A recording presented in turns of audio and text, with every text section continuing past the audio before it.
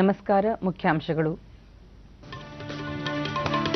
ಕರ್ತವ್ಯ ನಿರ್ವಹಣೆಯಲ್ಲಿ ಕಡುಬಡವರ ಕಲ್ಯಾಣಕ್ಕೆ ಆದ್ಯತೆ, ಐಎಎಸ್ ಪ್ರೊಬೇಷನರ್ಗಳಿಗೆ ಪ್ರಧಾನಿ ನರೇಂದ್ರ ಮೋದಿ ಸಲಹೆ.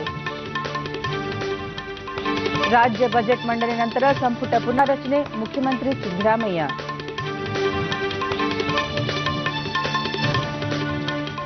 ಪಂಚಾಯಿತಿ ಚುನಾವಣಾ ಫಲಿತಾಂಶ ಬಿಜೆಪಿಗೆ ಉತ್ತೇಜನಕಾರಿ, ಪ್ರಹ್ಲಾದ್ ಜೋಶಿ. ಹಾಗೂ ರಾಷ್ಟ್ರೀಯ ಮಾನವ ಹಕ್ಕುಗಳ ಆಯೋಗದ ಅಧ್ಯಕ್ಷ ಸ್ಥಾನಕ್ಕೆ ನ್ಯಾಯಮೂರ್ತಿ ಎಚ್ಎಲ್ ದತ್ತು ಆಯ್ಕೆ. ವಾರ್ತೆಗಳ ವಿವರ. ಕರ್ತವ್ಯ ನಿರ್ವಹಣೆಯಲ್ಲಿ ನಿರ್ಧಾರಗಳನ್ನು ಕೈಗೊಳ್ಳುವ ವೇಳೆ ಮಹಾತ್ಮ ಗಾಂಧಿ ಅವರ ಆಶಯವನ್ನು ಸ್ಮರಿಸಿ ಕಡುಬಡವರ ಕಲ್ಯಾಣವನ್ನು ಗಮನದಲ್ಲಿಟ್ಟುಕೊಳ್ಳುವಂತೆ ಪ್ರಧಾನಿ ನರೇಂದ್ರ ಮೋದಿ ಐಎಎಸ್ ಪ್ರೊಬೇಷನರ್ಗಳಿಗೆ ಸಲಹೆ ಮಾಡಿದ್ದಾರೆ. ದೆಹಲಿಯಲ್ಲಿ ನಿನ್ನೆ ತಮ್ಮನ್ನು ಭೇಟಿ ಮಾಡಿದ 181 ಮಂದಿ ಐಎಎಸ್ ಪ್ರೊಬೇಷನರ್ಗಳನ್ನು ಉದ್ದೇಶಿಸಿ ಮಾತನಾಡಿದ ಪ್ರಧಾನಿ, ಈ ಮೊದಲು ಅನೇಕರು ಖಾಸಗಿ ವಲಯದಲ್ಲಿ ಕಾರ್ಯನಿರ್ವಹಿಸುತ್ತಿದ್ದಿರಬಹುದು, ಅದು ಉದ್ಯೋಗದಂತೆ. ಆದರೆ ಇನ್ನು ಮುಂದಿನ ಹಾದಿಯನ್ನು ಸೇವೆ ಎಂದು ಪರಿಗಣಿಸಬೇಕು ಎಂದು ಕಿವಿಮಾತು ಹೇಳಿದರು. ಈಶಾನ್ಯ ಭಾರತದಲ್ಲಿ ಸಂಪರ್ಕ ಜಾಲದ ಅಭಿವೃದ್ಧಿ ಸೇರಿದಂತೆ ಸಮಗ್ರ ಪ್ರಗತಿ ಸಾಧಿಸುವುದು ಮುಖ್ಯ, ಇದು ದೇಶದ ಏಳಿಗೆಗೆ ಸಹಕಾರಿ ಎಂದರು. ದೇಶದ ಜನರ ಆಶಯಗಳಿಗೆ ಅನುಗುಣವಾಗಿ ಸಂಸತ್ ಕಲಾಪ ನಡೆಯುವ ಮೂಲಕ ಎಲ್ಲಾ ಸದಸ್ಯರು ಅಭಿವೃದ್ಧಿ ಪ್ರಕ್ರಿಯೆಯ ಭಾಗಿದಾರರಾಗುವಂತೆ ರಾಷ್ಟ್ರಪತಿ ಪ್ರಣಬ್ ಮುಖರ್ಜಿ ಕರೆ ನೀಡಿದ್ದಾರೆ. ಅವರು ನಿನ್ನೆ ಸಂಸತ್ತಿನ ಬಜೆಟ್ ಅಧಿವೇಶನದ ಆರಂಭದಲ್ಲಿ ಉಭಯ ಸದನಗಳ ಜಂಟಿ ಅಧಿವೇಶನ ಉದ್ದೇಶಿಸಿ ಭಾಷಣ ಮಾಡಿ, ಎಲ್ಲರ ಜೊತೆಗೆ ಎಲ್ಲರ ವಿಕಾಸ ತಮ್ಮ ಸರ್ಕಾರದ ದೃಢ ಸಂಕಲ್ಪವಾಗಿದ್ದು, ಬಡವರ ಹಿತರಕ್ಷಣೆ, ರೈತರ ಕಲ್ಯಾಣ ಹಾಗೂ ಯುವ ಜನತೆಗೆ ಹೆಚ್ಚಿನ ಉದ್ಯೋಗಾವಕಾಶ ಕಲ್ಪಿಸಲು ಆದ್ಯತೆ ನೀಡಿದೆ. ಆರ್ಥಿಕ ಒಳಗೊಳ್ಳುವಿಕೆ, ಸಾಮಾಜಿಕ ಸುರಕ್ಷತೆ, ಆಹಾರ ಭದ್ರತೆಯ ಜೊತೆಗೆ ಸರ್ವರಿಗೂ ವಸತಿ ಕಲ್ಪಿಸಲು ಸಂಕಲ್ಪ ಮಾಡಿದೆ ಎಂದರು. ಮನ್ಮತಾ Darshan, which envisages Antyodaya, where the empowering ray of opportunity reach the last person. This principle guides all the programs of my government in particular. ಕಳೆದ ವರ್ಷ ಜಾರಿಗೊಳಿಸಿದ ಪ್ರಧಾನಮಂತ್ರಿ ಜನಧನ್ ಯೋಜನೆ ಜಗತ್ತಿನಲ್ಲೇ ಅತ್ಯಂತ ಯಶಸ್ವಿ ಹಣಕಾಸು ಯೋಜನೆಯಾಗಿದೆ. ಇದರಡಿ 21 ಕೋಟಿ ಬ್ಯಾಂಕ್ ಖಾತೆಗಳನ್ನು ತೆರೆಯಲಾಗಿದ್ದು, ಅವುಗಳಲ್ಲಿ 32,000 ಕೋಟಿ ರೂಪಾಯಿ ಠೇವಣಿ ಸಂಗ್ರಹವಾಗಿದೆ. 2022ರ ವೇಳೆಗೆ ಎಲ್ಲರಿಗೂ ವಸತಿ ಕಲ್ಪಿಸುವ ನಿಟ್ಟಿನಲ್ಲಿ ಸರ್ಕಾರ ಕಾರ್ಯೋನ್ಮುಖವಾಗಿದೆ ಎಂದು ಹೇಳಿದರು. ಯುವ ಜನತೆಗೆ ಹೆಚ್ಚಿನ ಉದ್ಯೋಗಾವಕಾಶ ಕಲ್ಪಿಸುವ ನಿಟ್ಟಿನಲ್ಲಿ make in India, start up India, Mudra ಮೊದಲಾದ ಯೋಜನೆಗಳನ್ನು ಜಾರಿಗೊಳಿಸಲಾಗಿದೆ. ಸುಮಾರು 76 ಲಕ್ಷ ಮಂದಿಗೆ ಕೌಶಲ್ಯ ತರಬೇತಿ ನೀಡಲಾಗಿದೆ. ಮಹಿಳೆಯರ ಸುರಕ್ಷತೆಗೆ ಕ್ರಮ, ನಿವೃತ್ತ ಯೋಧರಿಗೆ 1 ಶ್ರೇಣಿ 1 ಪಿಂಚಣಿ ಯೋಜನೆ ಜಾರಿ, ವಿದೇಶಾಂಗ ನೀತಿ ಸುಧಾರಣೆ ಹಾಗೂ ವಿವಿಧ ದೇಶಗಳೊಂದಿಗೆ ಬಾಂಧವ್ಯ ವೃದ್ಧಿ ಸರ್ಕಾರದ ಪ್ರಮುಖ ಸಾಧನೆಗಳಾಗಿವೆ ಎಂದರು.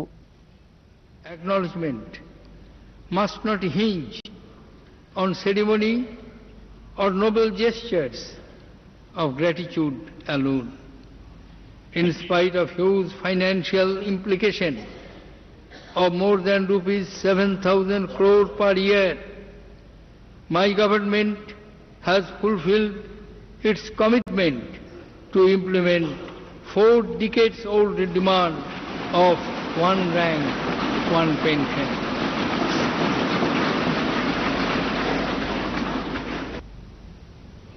ಸಂಸತ್ತಿನ ಉಭಯ ಸದನಗಳನ್ನು ಉದ್ದೇಶಿಸಿ ರಾಷ್ಟ್ರಪತಿ ಪ್ರಣಬ್ ಮುಖರ್ಜಿ ಅವರು ಮಾಡಿದ ಭಾಷಣ ದೇಶದ ಆಡಳಿತ ವ್ಯವಸ್ಥೆ ಹಾಗೂ ಅಭಿವೃದ್ಧಿ ಪಥಕ್ಕೆ ಕನ್ನಡಿ ಹಿಡಿದಂತಿತ್ತು ಎಂದು ಕೇಂದ್ರ ಕಾನೂನು ಸಚಿವ ಡಿವಿ ಸದಾನಂದಗೌಡ ಪ್ರಕಟಣೆಯಲ್ಲಿ ತಿಳಿಸಿದ್ದಾರೆ. ದೇಶದ ಆರ್ಥಿಕ ಸ್ಥಿರತೆ, ಕೇಂದ್ರದ ವಿವಿಧ ಅಭಿವೃದ್ಧಿ ಯೋಜನೆಗಳು ಹಾಗೂ ಜನಪರ ಕಾರ್ಯಕ್ರಮಗಳ ಬಗ್ಗೆ ರಾಷ್ಟ್ರಪತಿ ಅವರು ಮೆಚ್ಚುಗೆ ವ್ಯಕ್ತಪಡಿಸಿದ್ದು, ಆರ್ಥಿಕ ಪ್ರಗತಿಯ ಜೊತೆಗೆ ಪರಿಸರ ಸಂರಕ್ಷಣೆಯ ಕಾಳಜಿ ಜೊತೆಯಾಗಿ ಸಾಗಬೇಕು ಎಂದು ಆಶಿಸಿದ್ದಾರೆ. ಸಂಸತ್ ಆರೋಗ್ಯಕರ ಚರ್ಚೆಗೆ ವೇದಿಕೆಯಾಗಬೇಕು ಎಂದು ಹೇಳಿದ್ದಾರೆ ಎಂದರು.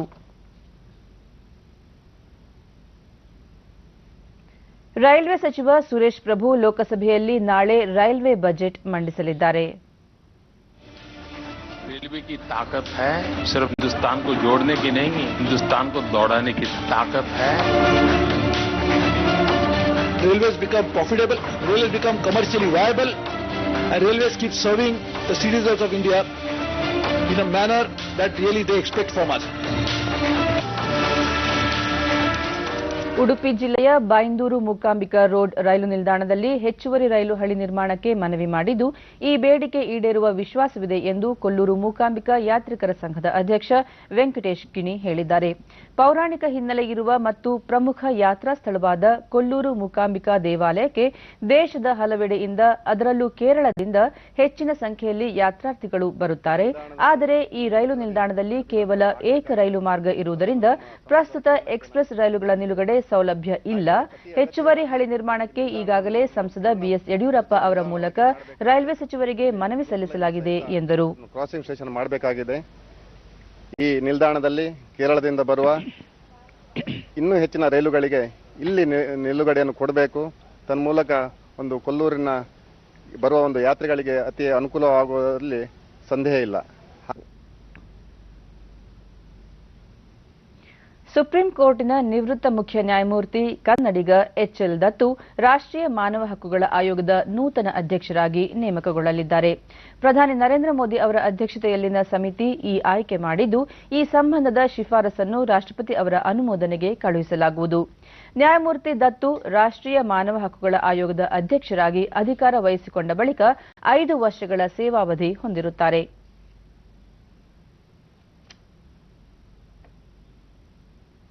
ರಾಜ್ಯದಲ್ಲಿ ಜಿಲ್ಲಾ ಹಾಗೂ ತಾಲೂಕು ಪಂಚಾಯತಿ ಚುನಾವಣೆಯಲ್ಲಿ ಆಡಳಿತಾರೂಢ ಕಾಂಗ್ರೆಸ್ ಮೇಲುಗೈ ಸಾಧಿಸಿದರೂ ಬಿಜೆಪಿ ಸಮಬಲದ ಪ್ರದರ್ಶನ ನೀಡಿದ್ದು, ಜೆಡಿಎಸ್ 3ನೇ ಸ್ಥಾನದಲ್ಲಿದೆ. 30 ಜಿಲ್ಲಾ ಪಂಚಾಯತಿಗಳ ಒಟ್ಟು 1083 ಸ್ಥಾನಗಳ ಪೈಕಿ ಆಡಳಿತಾರೂಢ ಕಾಂಗ್ರೆಸ್ 498, ಬಿಜೆಪಿ 408, ಜೆಡಿಎಸ್ 148, ಜೆಡಿಯು ಹಾಗೂ ಸಿಪಿಎಂ ತಲಾ 1 ಕ್ಷೇತ್ರಗಳಲ್ಲಿ ಮತ್ತು ಪಕ್ಷೇತರರು 27 ಕ್ಷೇತ್ರಗಳಲ್ಲಿ ಗೆಲುವು ಸಾಧಿಸಿದ್ದಾರೆ.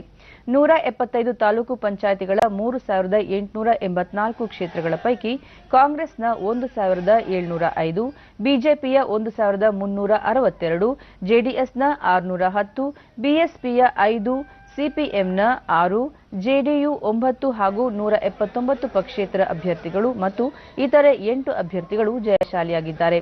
ಜಿಲ್ಲಾ ಪಂಚಾಯಿತಿ ಚುನಾವಣೆಯಲ್ಲಿ ಕಾಂಗ್ರೆಸ್ಗೆ 10 ಜಿಲ್ಲೆಗಳಲ್ಲಿ ಅಂದರೆ ಬೀದರ್, ಕೊಪ್ಪಳ, ಗದಗ್, ಹಾವೇರಿ, ಉತ್ತರ ಕನ್ನಡ, ಬೆಂಗಳೂರು ಗ್ರಾಮಾಂತರ, ರಾಮನಗರ, ಚಿತ್ರದುರ್ಗ, ಚಿಕ್ಕಬಳ್ಳಾಪುರ, ಚಾಮರಾಜನಗರ ಜಿಲ್ಲೆಗಳಲ್ಲಿ ಸ್ಪಷ್ಟ ಬಹುಮತ ದೊರೆತಿದೆ. ಅಂತೆಯೇ ಬಿಜೆಪಿಗೆ ಕಲಬುರಗಿ, ಬಳ್ಳಾರಿ, ದಾವಣಗೆರೆ, ಚಿಕ್ಕಮಗಳೂರು, ದಕ್ಷಿಣ ಕನ್ನಡ, ಉಡುಪಿ ಹಾಗೂ ಕೊಡಗು ಈ 7 ಜಿಲ್ಲೆಗಳಲ್ಲಿ ಬಹುಮತ ಪ್ರಾಪ್ತಿಯಾಗಿದೆ. ಹಾಸನ ಹಾಗೂ ಮಂಡ್ಯ ಜಿಲ್ಲೆಗಳಲ್ಲಿ ಜೆಡಿಎಸ್ ಗೆಲುವು ಸಾಧಿಸಿದೆ. ಯಾದಗಿರಿ, ರಾಯಚೂರು, ಬೆಳಗಾವಿ, ವಿಜಯಪುರ, ಬಾಗಲಕೋಟೆ, ಧಾರವಾಡ, ಬೆಂಗಳೂರು ನಗರ, ಕೋಲಾರ, ಶಿವಮೊಗ್ಗ, ತುಮಕೂರು ಹಾಗೂ ಮೈಸೂರು ಈ 11 ಜಿಲ್ಲೆಗಳಲ್ಲಿ ಅತಂತ್ರ ಫಲಿತಾಂಶ ದೊರಕಿದೆ. ರಾಜ್ಯದ ವಿವಿಧೆಡೆ ಗೆಲುವು ಸಾಧಿಸಿದ ರಾಜಕೀಯ ಪಕ್ಷಗಳ ಅಭ್ಯರ್ಥಿಗಳು ಹರ್ಷ ವ್ಯಕ್ತಪಡಿಸಿದರೆ, ಕಾರ್ಯಕರ್ತರು ಹಾಗೂ ಅಭಿಮಾನಿಗಳು ಸಂಭ್ರಮಾಚರಣೆ ಮಾಡಿದರು. ಜಿಲ್ಲಾ ಹಾಗೂ ತಾಲೂಕು ಪಂಚಾಯತಿ ಚುನಾವಣಾ ಫಲಿತಾಂಶ ಸರ್ಕಾರದ ಸಾಧನೆ ಆಧರಿಸಿದ ಜನಾದೇಶವಲ್ಲ ಎಂದು ಮುಖ್ಯಮಂತ್ರಿ ಸಿದ್ದರಾಮಯ್ಯ ಬೆಂಗಳೂರಿನಲ್ಲಿ ನಿನ್ನೆ ಹೇಳಿದ್ದಾರೆ.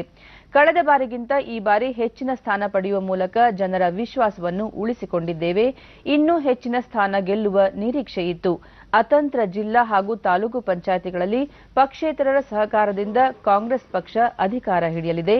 ಸ್ಥಳೀಯ ಮಟ್ಟದಲ್ಲಿ ಮೈತ್ರಿಯ ಬಗ್ಗೆ ನಿರ್ಧಾರ ಕೈಗೊಳ್ಳುತ್ತಾರೆ ಎಂದು ಸ್ಪಷ್ಟಪಡಿಸಿದರು. ಮಾತಾಡಿ ನಮ್ಮ ಜಿಲ್ಲಾ ಪಂಚಾಯಿತಿ ಹಿಡಿಯಲಿಕ್ಕೆ ಪ್ರಯತ್ನ ಮಾಡ್ತಾರೆ. ವಾಮಮಾರ್ಗದಿಂದ ಅಲ್ಲ. ಇವತ್ತು ಈ ಫಲಿತಾಂಶದಿಂದ ಜನಗಳ ಅಭಿಪ್ರಾಯ ಏನು ಅಂತಕ್ಕಂಥದ್ದು ಸ್ಪಷ್ಟವಾಗಿದೆ. ನಮ್ಮ ಸರ್ಕಾರದ ಮೇಲೆ ಒಲವಿದ್ರೂ ಕೂಡ ನಮ್ಮ ನಿರೀಕ್ಷೆಗೆ ತಕ್ಕಂತೆ ಅವರು ಒಲವು ವ್ಯಕ್ತ ಆಗಿಲ್ಲ ಅಂತಕ್ಕಂಥದ್ದು ಬಹಳ ಸ್ಪಷ್ಟವಾಗಿ ಗೊತ್ತಾಗ್ತದೆ. ಚುನಾವಣೆಯ ಫಲಿತಾಂಶದಿಂದ ಪಕ್ಷ ಹಾಗೂ ಸರ್ಕಾರಕ್ಕೆ ಹಿನ್ನಡೆಯಾಗಿಲ್ಲ. ಮತ್ತಷ್ಟು ಉತ್ತಮ ಕೆಲಸ ಮಾಡುವಂತೆ ಜನರು ಫಲಿತಾಂಶದ ಮೂಲಕ ಸೂಚಿಸಿದ್ದಾರೆ. ಆ ಕೆಲಸ ಮಾಡಲು ಹೆಚ್ಚಿನ ಗಮನ ಹರಿಸಲಾಗುವುದು ಎಂದರು. ರಾಜ್ಯ ಮುಂಗಡ ಪತ್ರ ಮಂಡನೆಯಾದ ಬಳಿಕ ಸಚಿವ ಸಂಪುಟ ಪುನರ್ ರಚಿಸುವುದಾಗಿಯೂ ತಿಳಿಸಿದರು.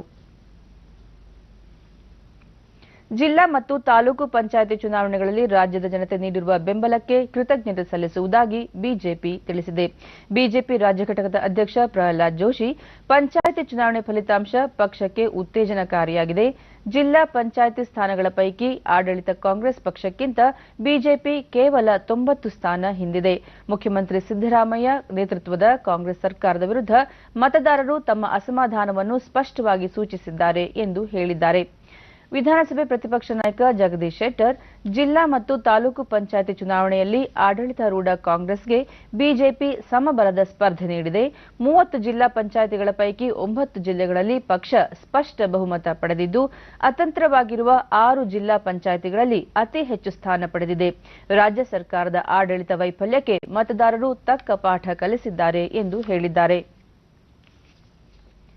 ರಾಜ್ಯ ಹೈಕೋರ್ಟ್ನ ಮುಖ್ಯ ನ್ಯಾಯಮೂರ್ತಿಯಾಗಿ ನ್ಯಾಯಮೂರ್ತಿ ಸುಬ್ರೋ ಕಮಲ್ ಮುಖರ್ಜಿ ಬೆಂಗಳೂರಿನಲ್ಲಿ ನಿನ್ನೆ ಪ್ರಮಾಣ ವಚನ ಸ್ವೀಕರಿಸಿದರು.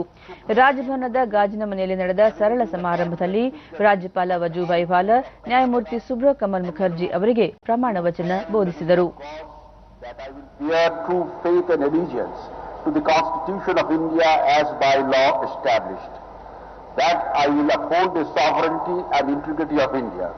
That I will duly and faithfully and to the best of my ability, knowledge and judgment perform the duties of my office without fear or favor, affection or ill will, and that I will uphold the Constitution and the laws.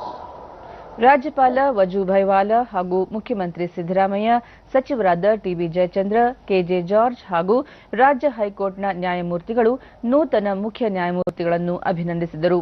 ನ್ಯಾಯಮೂರ್ತಿ ಸುಬ್ರೋ ಕಮಲ್ ಮುಖರ್ಜಿ ಈ ಮುನ್ನ ಹೈಕೋರ್ಟ್ನ ಹಂಗಾಮಿ ಮುಖ್ಯ ನ್ಯಾಯಮೂರ್ತಿಯಾಗಿ ಕಾರ್ಯನಿರ್ವಹಿಸುತ್ತಿದ್ದರು.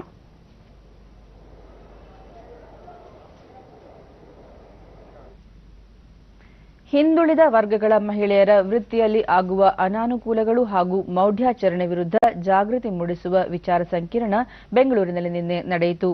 ರಾಜ್ಯ ಹಿಂದುಳಿದ ವರ್ಗಗಳ ಕಲ್ಯಾಣ ಇಲಾಖೆ ಪ್ರಧಾನ ಕಾರ್ಯದರ್ಶಿ ಡಾ ಶಾಲಿನಿ ರಜನೀಶ್ ಪಾಲ್ಗೊಂಡು, ಈ ಹಿಂದೆ 5% ರಿಂದ 10% ಮಹಿಳೆಯರು ಮಾತ್ರ ಉತ್ತಮ ಶಿಕ್ಷಣ ಪಡೆದು ಉನ್ನತ ಸ್ಥಾನದಲ್ಲಿದ್ದರು. ಪ್ರಸ್ತುತ ದೊಡ್ಡ ಸಂಖ್ಯೆಯಲ್ಲಿ ಮಹಿಳೆಯರು ಉನ್ನತ ಸ್ಥಾನದಲ್ಲಿದ್ದಾರೆ. ಇದು ಪ್ರಗತಿಯ ಸಂಕೇತವಾಗಿದೆ ಎಂದರು. ಉತ್ತಮ ಸೌಲಭ್ಯ ಪಡೆದು ಪ್ರಗತಿ ಹೊಂದಿರುವ ಮಹಿಳೆಯರು ಇತರ ಮಹಿಳೆಯರಿಗೆ ಸ್ಫೂರ್ತಿಯಾಗಬೇಕು ಎಂದು ಹೇಳಿದರು. ಹಂತಕ್ಕೆ ಬರ್ತೀರಿ, ಆದರೆ ಇವತ್ತು ನೀವು ಇಷ್ಟು ದೊಡ್ಡ ಸಂಖ್ಯೆಯಲ್ಲಿ ಮುಂದೆ ಬಂದಿದ್ದೀರಿ. ನಾವು ಹೇಳ್ತೀವಿ, ನಮ್ಮ ಒಂದು ಇನ್ನೊಂದು ಸ್ಟಡಿ ಪ್ರಕಾರ ವಿಶ್ವದ ಎಲ್ಲಾ ಕೆಲಸದ ಪೈಕಿ 60% ಕೆಲಸ ಮಾಡೋರು ಹೆಣ್ಮಕ್ಳು. ಹರಿಯಾಣದಲ್ಲಿ ಜಾಟ್ ಮೀಸಲಾತಿ ಕುರಿತಂತೆ ನಡೆಸಲಾಗುತ್ತಿದ್ದ ಪ್ರತಿಭಟನೆ ತಾರ್ಕಿಕ ಅಂತ್ಯ ಕಂಡಿದ್ದು, ರಾಜ್ಯದಲ್ಲಿ ಸಹಜ ಪರಿಸ್ಥಿತಿ ಮರಳುತ್ತಿದೆ.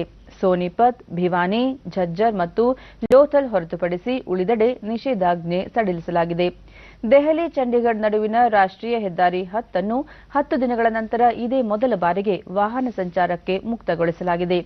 ದೆಹಲಿ ಜೈಪುರ ಮಾರ್ಗವನ್ನು ತೆರವುಗೊಳಿಸಲಾಗಿದೆ. ಪ್ರತಿಭಟನಾಕಾರರ ನಿಯಂತ್ರಣದಲ್ಲಿದ್ದ ಮುನಾಕ್ ನಾಲೆಯನ್ನು ತೆರವುಗೊಳಿಸಲಾಗಿರುವುದರಿಂದ ದೆಹಲಿಗೆ ನೀರು ಪೂರೈಕೆ ಯಥಾಸ್ಥಿತಿಗೆ ಮರಳುತ್ತಿದೆ. ಕೆಲವೆಡೆ ಕರ್ಫ್ಯೂ ಮುಂದುವರೆದಿದ್ದು, ಶಾಲಾ ಕಾಲೇಜುಗಳಿಗೆ ರಜೆ ಘೋಷಿಸಲಾಗಿದೆ.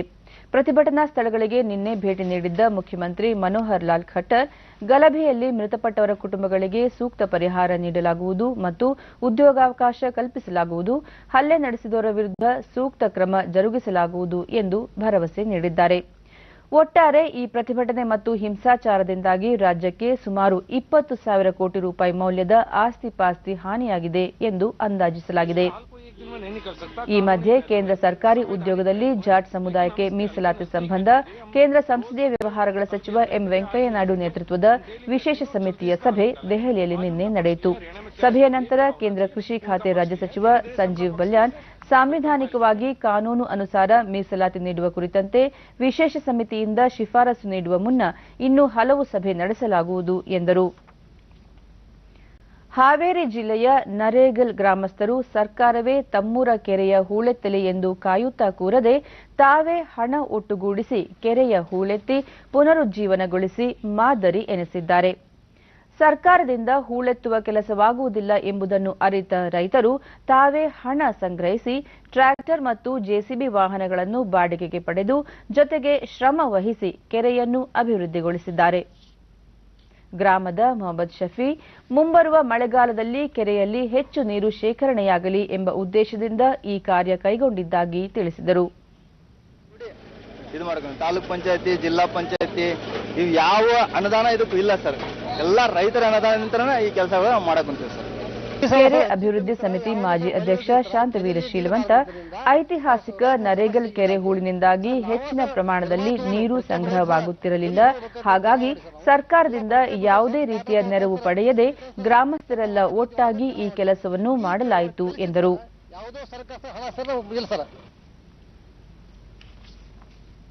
ಈಗ ಇಂದಿನ ಪತ್ರಿಕೆಗಳ ಇಣುಕು ನೋಟ. ಕಾಂಗ್ರೆಸ್ಗೆ ಖುಷಿ ತರದ ಗೆಲುವು, ಅತಂತ್ರ ಜಿಲ್ಲಾ ಪಂಚಾಯಿತಿಗಳೇ ಹೆಚ್ಚು, ಬಿಜೆಪಿಗೆ 2ನೇ, ಜೆಡಿಎಸ್ಗೆ 3ನೇ ಸ್ಥಾನ. ಕಾಂಗ್ರೆಸ್ ಬಿಜೆಪಿಗೆ ತಲಾ 55 ತಾಲೂಕುಗಳಲ್ಲಿ ಪಂಚಾಯಿತಿಗಳಲ್ಲಿ ಸ್ಪಷ್ಟ ಬಹುಮತ, ಜೆಡಿಎಸ್ಗೆ 20.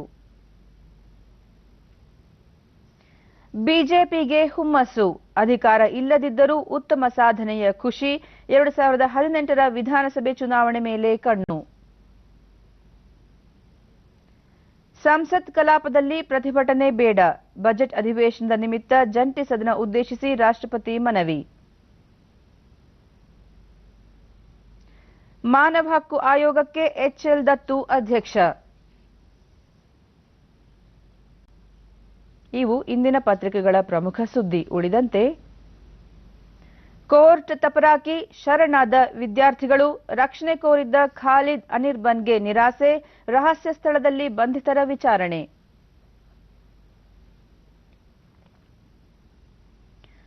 ಸ್ಟಾರ್ಟ್ಅಪ್ ವ್ಯಾಖ್ಯಾನ, ನೀತಿ ಅಧಿಸೂಚನೆ ಪ್ರಕಟ, ವಾರ್ಷಿಕ ವಹಿವಾಟು 25 ಕೋಟಿ ರೂಪಾಯಿಗೆ ನಿಗದಿ, 5 ವರ್ಷ ತೆರಿಗೆ ವಿನಾಯಿತಿ. ಭಾರತಕ್ಕೆ ಬೇಕಿದೆ ಕಲ್ಲಿದ್ದಲು ನಿರ್ವಹಣೆ ತಂತ್ರಜ್ಞಾನ, ಪ್ರಗತಿಯ ಜೊತೆಗೆ ಹವಾಮಾನದ ಮೇಲೂ ಕಣ್ಣಿಡಬೇಕು, ಅಮೆರಿಕ ಅಧ್ಯಕ್ಷ Barack Obama.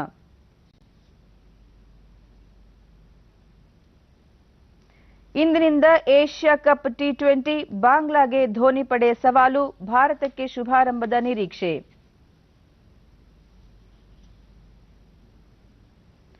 Ranji final, Mumbai ಸವಾಲಿಗೆ ಸೌರಾಷ್ಟ್ರ ಸಜ್ಜು. ಕೊನೆಯಲ್ಲಿ ಮತ್ತೊಮ್ಮೆ ಮುಖ್ಯಾಂಶಗಳು. ಕರ್ತವ್ಯ ನಿರ್ವಹಣೆಯಲ್ಲಿ ಕಡುಬಡವರ ಕಲ್ಯಾಣಕ್ಕೆ ಆದ್ಯತೆ, ಐಎಎಸ್ ಪ್ರೊಬೇಷನರ್ಗಳಿಗೆ ಪ್ರಧಾನಿ ನರೇಂದ್ರ ಮೋದಿ ಸಲಹೆ. ರಾಜ್ಯ ಬಜೆಟ್ ಮಂಡನೆ ನಂತರ ಸಂಪುಟ ಪುನಾರಚನೆ, ಮುಖ್ಯಮಂತ್ರಿ ಸಿದ್ದರಾಮಯ್ಯ.